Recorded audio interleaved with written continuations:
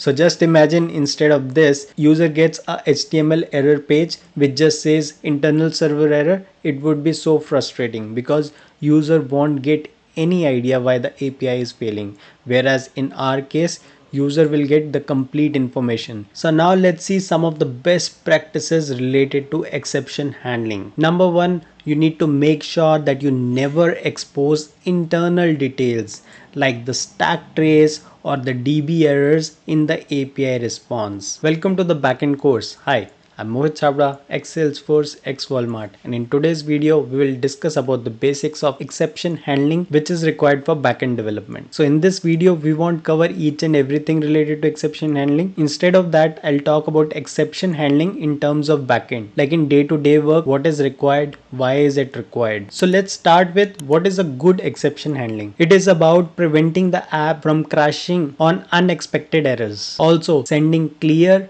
safe and consistent error responses to API clients. It is also about logging errors for debugging without exposing sensitive data. So our focus would be not to use the default handling in Spring. I will show you a detailed example for this, but for now you can understand, like if you don't handle the exceptions by yourself, default handling will give messages like internal server error, which is very confusing for the end user. You won't actually get to know what was the issue or the error due to which the API failed. Another thing that we would focus in this video is to implement the centralized exception handling. So you don't want try catch to be present everywhere in the code. What we want is a centralized exception handling, which also ensures the consistent error responses and better maintainability of the code. We will also discuss about creating the custom exceptions, which would provide specific error context and it would improve the code clarity. And as talked in point number 1, we'll focus to ensure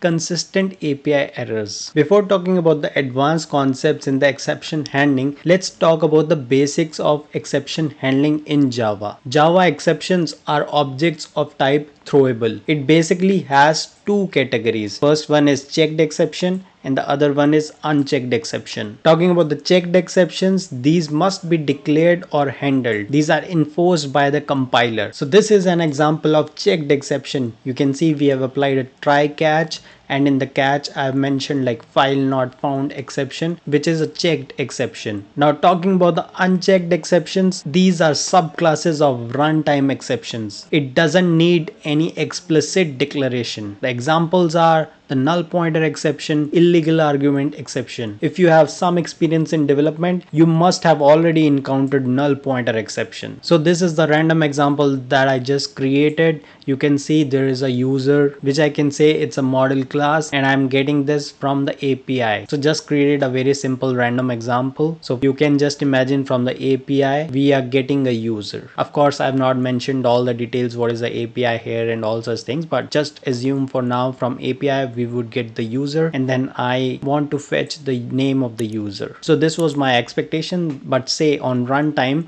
what happened was this returned null. Okay. So what would happen is null would be assigned to the value of user, but when I try to do user.getName, it's actually doing null.getName, and then you will get a null pointer exception, and for that I'm just writing here npe. So when you write this kind of code, you are not enforced by the compiler to write it in the try catch. Compiler won't be able to detect it. This null pointer exception would come on runtime. Similarly, there can be many other examples for like illegal argument exception or any other unchecked exception. So you can imagine this, like some of the exceptions are basically enforced by the compiler. Compiler can detect it and enforce it to you to either resolve it or surround it via try catch. That would be a checked exception. An example is this case. And then there are other exceptions which are not enforced by the compiler. An example just I displayed to you, null pointer exception. So the compiler won't enforce this code to be put in try catch, but on runtime it would give you null pointer exception. So this is a type of unchecked exception. Now you can see here that we used a try catch block here for the exception, but we can't write try catch in each and every file. Try catch can't be present in the complete code base. It won't feel great. That's why in the first go we talked about implementing a centralized exception handling. We'll talk about it later, but This is what I was just talking about earlier. Now, as I talked about this part, let's also talk about what is the issue when we use the default exception handling. I'll show you with the Spring Boot example. Alright, so if we don't handle the exceptions by ourselves, what will happen is, like, what Spring Boot will do is it will return the HTML error pages for unhandled exceptions, which is quite bad for APIs. You don't want HTML page errors. Also, you won't get any clarity from the messages. The error message would be something like internal server error, so you don't get any information from it, like why the API is failing. It can get very irritating sometimes because you're not getting any information from it. Every time you hit the API, you just get internal server error. So that's why we don't want the default Spring Boot exception handling. We want to handle it by ourselves so that we can return custom consistent messages and status codes in JSON format. So that's why doing a custom exception handling, and that too in the centralized way, is important. Now let's see an example where we will do centralized exception handling. So because in this course we want to actually learn backend development, not only the theory. So I'll show you an example through which you can understand more. So we are doing centralized exception handling, and that we would do using the annotation controller advice. You can see we have used an annotation here, and I have used a class here named as global exception handler because we are doing centralized exception handling. So I'll show you two cases here, one where we have done specific handling for a particular thing, another would be a generic kind of exception handling. So first we talk about the specific case, like resource not found exception. We are handling that part. So you can see resource not found exception is here in the argument, and we are returning a response entity and passing the error response in it. So when I'm creating a error response, in that the status I'm putting as not found, because this exception is resource not found exception. So the status code should be also similar to that. So we have used not found status code here, and then there is a message. We have also passed the time and then returned it. So this was a specific case. Now let's talk about a generic case. You can see I've mentioned like it would catch everything. So in this case, because it's generic, we are simply taking exception. In the specific case, we took a specific exception, which was resource not found exception, but here we have took the generic class, that is the exception. So now because it's a generic one, we cannot specify a specific status code. So for that reason, we would put internal server error, which we generally return if we don't specifically handle a particular exception, or if we don't want to provide too much information to the client. There can be some cases where a hacker is trying to hack our system, so we don't want to expose each and every error to the end user. So there are some cases like that, and there would be some cases which we don't handle specifically. For that, we would simply return internal server error and a generic message like something went wrong, please try again. So at least good part is, like, this would be consistent and it would be in the JSON format. So we would know in which of the cases we are handling in the generic way and which of the cases we are sending particular status code and doing that handling. Now in this example, you can see I have used this error response. So what is this? This is a DTO class, or you can say a model class. So let's see the structure of this model class for now. So this can be our simple DTO class error response. It can have fields like the status, which will be of type integer, and then a string message, and then a timestamp. So this would be the constructor here, and it would also have the getter fields. So very basic example that we took, and this was a way using which I would do the centralized exception handling. Now it's always a good practice to define specific exceptions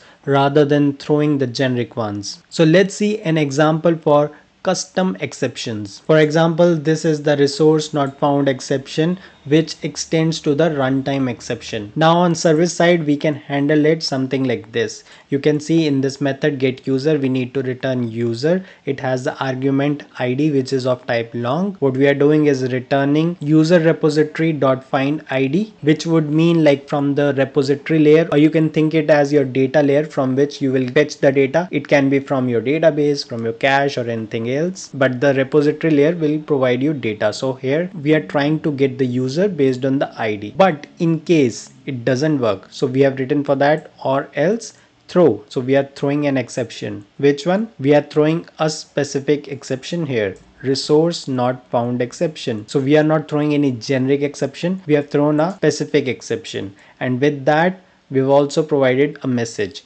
User not found with ID, whatever ID was present in the argument. So in this way, when the API will fail, client will get the error which has useful information. So as you saw earlier, for this particular exception, we would also throw specific status code. So based on the exception, the status code and the message, user will get good information. So just imagine instead of this, user gets a HTML error page which just says internal server error. It would be so frustrating because user won't get any idea why the API is failing. Whereas in our case, user will get the complete information that there is no user in the records or in the database with this particular ID. Now when we talk about the good exception handling, there is one more point, which is sending consistent API errors. Say for example, in above case, we would send like status code as 404 and the message would be user not found with ID, whatever ID was there, say for example 10, and then there is a timestamp. So this way we are always sending a consistent kind of error to the end user. So we have same structure for all the errors. So it's very easy for the front end to parse it. So when we do the good exception handling, we need to make sure that we make it centralized, that we send specific exceptions and also send consistent API errors. Now to understand it more better way, and let's pick an example which is used very frequently in your code bases related to validation of the input. So we use an annotation generally to check if the input is valid or not. You can see here I've used the annotation valid. So this is to validate this input parameter, which is a DTO class object here. So in case of Spring, if this validation fails, the Spring will throw an exception which is method argument not valid exception. So we need to handle that exception in our code so that Spring Boot doesn't return the default ugly exceptions in HTML format. So in order to handle it, we will write the code in the global exception handler class, the one that I displayed you earlier, where we talked about one specific exception, resource not found,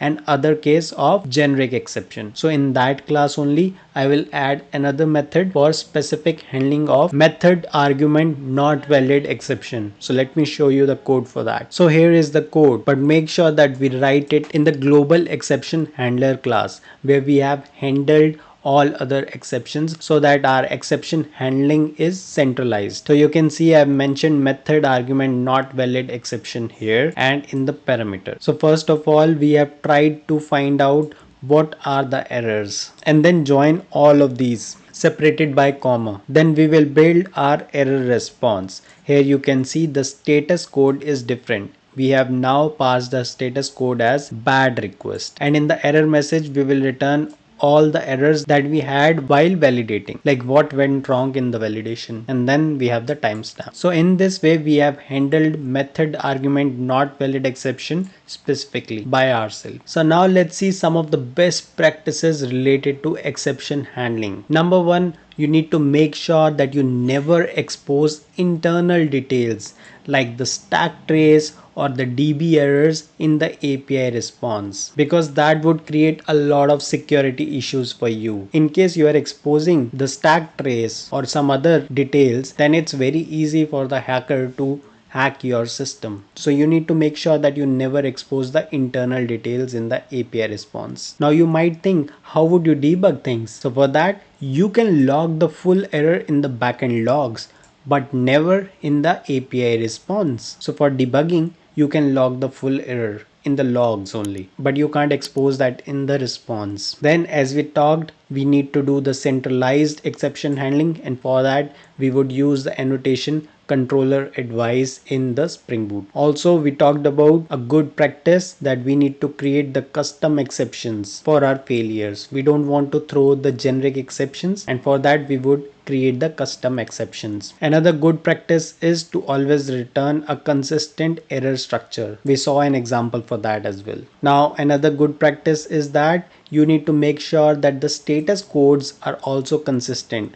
For example, for known client mistakes like bad request or resource not found, you need to throw 4xx as the status code. So the status code also needs to be consistent alongside your complete structure. So 4xx for the known client mistakes like bad request not found, and for unexpected issues we can return 5xx. Like for example, we saw the case of internal server error or where we don't have complete information, we can throw 5xx there. We discussed a lot of things. Now let's see an example so that you can correlate with it. So here is a real world example. Say the client calls API, it is a get API, say users, and then passes the user ID in it. Now in the service code, the service tries to find out this user ID from the repository layer using, you can say, database or the cache, but it is not able to find the user. So what it will do is like throw resource not found exception. So we are throwing a specific exception here, and we have also done the specific handling, the custom handling for this exception. So when we throw this exception, the default exception handling of Spring Boot won't work because we have done our specific custom exception handling for this. And where we have done that, in the global exception handler class. So it will catch it and it will return something like this. You can see the status 404. We have made it consistent. We had written 404 for resource not found exception, and we had also specified our particular message for this, user not found with ID, whatever ID was present, because user passed 999, so it will return user not found with ID 999 and also the timestamp. So you can see the consistent message which has specific status code and specific message for this case. And what we will also do is log the real stack trace for debugging. So in case any issue comes to us, we can easily identify from the logs. So we have the stack trace in the logs, but nothing specified in the API response. So I hope you got some idea of good exception handling in the backend development. We covered a lot of basic things related to exception handling in this video, although we did not cover each and everything related to exception handling, but we tried to cover things which are related to the backend development or which are more frequently used in your code in day-to-day basis. If you found this video helpful, press the like button and share it with your friends so that all of us can grow and learn together. Alright then, this is Mohit Chabra signing off.